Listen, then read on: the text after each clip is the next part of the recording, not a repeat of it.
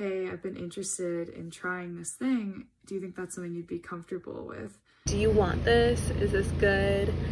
Can I take this off? And then you like point to your partner's like, sure. Do you want to go slower? I'm interested in doing this. Would you like to try it out? Do you like it when I touch you there, or is it better here? Can you just guide me, because I'm kind of lost? What's your favorite position? Do you want to do it or not?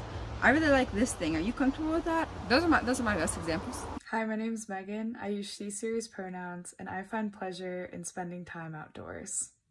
Hi, I'm Gabby. I use she series pronouns. I find pleasure in spending spontaneous quality time with the people who I care about.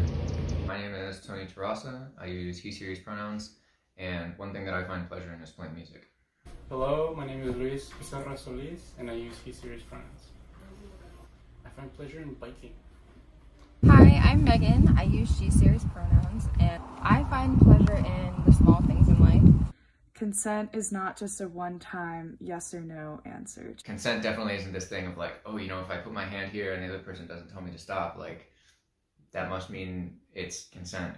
No, that's not at all what consent is. If you don't feel ready to say yes to something, then it's not consent. Somebody not saying no is definitely not consent. If you have to convince someone to say yes, it's not a yes. Yes once does not mean a yes always. And I want to be very clear that talking about doing something beforehand isn't a replacement for consent in the moment, but I think particularly if you have a partner that you have sexual relations with a lot, taking the time to have those conversations outside of the moment where you're about to have sex can really go a long way for your comfort about asking for and giving consent.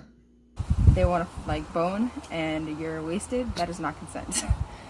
Consent is always positive and enthusiastic. You can choose to say no to something at any time. Consent can also be checking in with someone in the middle of an act. That you can also feel empowered to give consent before someone asks. So you can say, I'm willing to do this, this, and this, but not this. Consent is important in every single interpersonal relationship that you have. I like it when people ask me for consent. Honestly, it feels good, it feels sexy, it feels empowering. It's more important to make sure that you're conscious of how the other person's feeling than to worry that you might look awkward for like 2 seconds.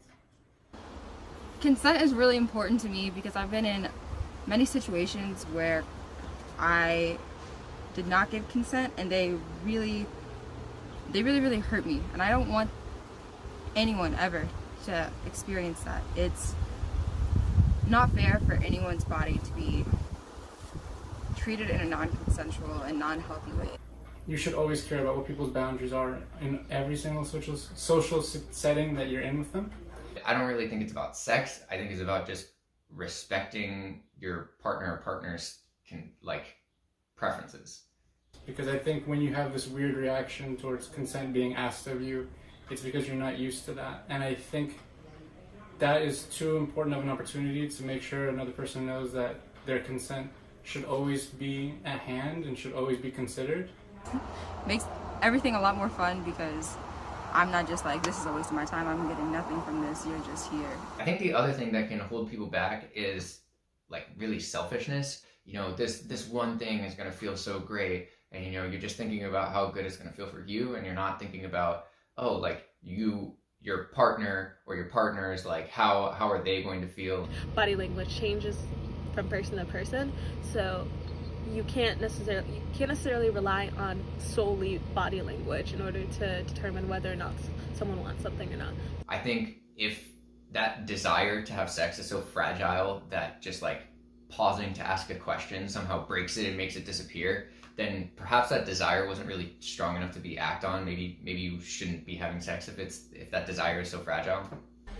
I think the most personal misconception I had when I was trying to understand consent was that I as a man could not partake in it, and that it was uncharacteristic of me as a sexual partner to introduce any boundaries I had. And it's important to really put the burden on yourself to educate yourself to make sure that you are, you know, practicing consent in really healthy ways. Like, if you're sincere, it shouldn't be awkward. If men don't get on board and start educating each other, we're never really going to be able to end sexual violence in our society.